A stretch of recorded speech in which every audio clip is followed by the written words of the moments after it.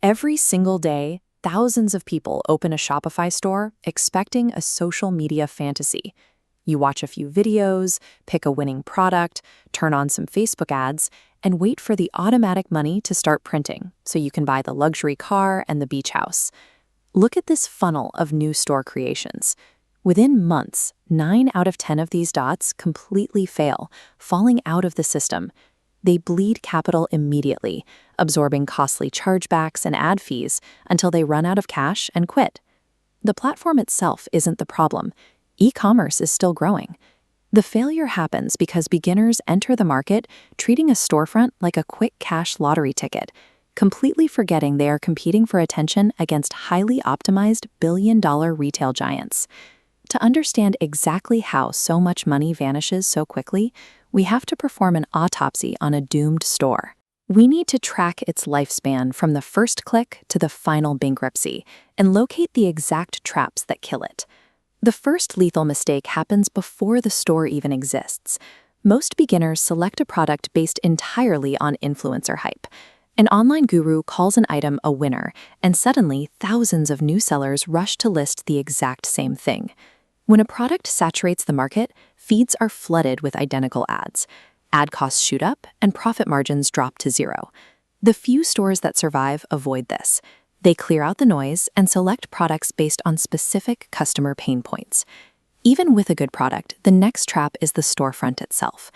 A typical beginner website features a cheap logo, mismatched color palettes, and descriptions blindly copy-pasted directly from foreign suppliers. Online shoppers are highly cautious.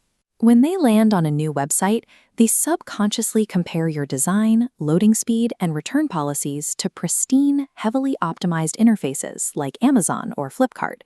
If your site looks suspicious for even a single second, the customer leaves. The quality of your product doesn't matter if you cannot establish immediate visual trust.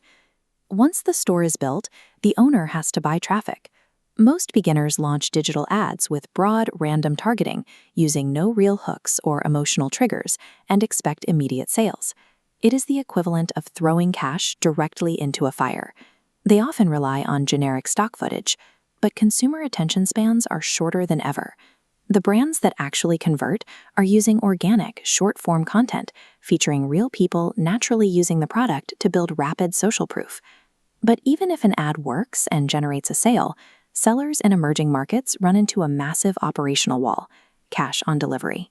Look at the brutal math of a return to origin, or RTL. A customer places a cash on delivery order, but when the courier arrives, they reject it. You collect zero revenue, but you still pay for the ad, the shipping charge, and the courier's return penalty. Factor in a cheap supplier's delay, adding another penalty that slams the seller deeper into the red. A beginner can look at their dashboard, see 200 sales, and think they are succeeding, but these operational blind spots will quietly drain the bank account until the store is forced to shut down. This brings us to the profit illusion. Those viral screenshots you see online boasting $50,000 in top-line revenue are entirely meaningless without the context of expenses. This graph shows what happens to that money. Top-line revenue is devoured by ad costs, shipping, gateway cuts, software, and refunds. By month's end, the owner operates at a net loss. Surviving stores ignore vanity metrics.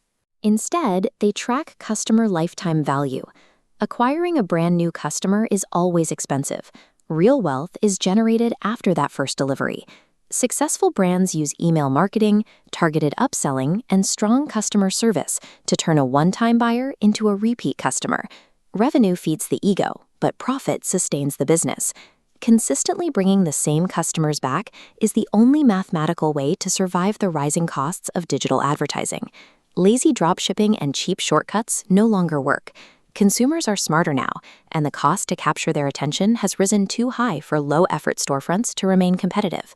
For serious entrepreneurs, this is actually incredible news. It flushes the weak, uncommitted competition out of the market. It clears the field for people willing to build actual systems, control their inventory, and focus on the customer's unboxing experience.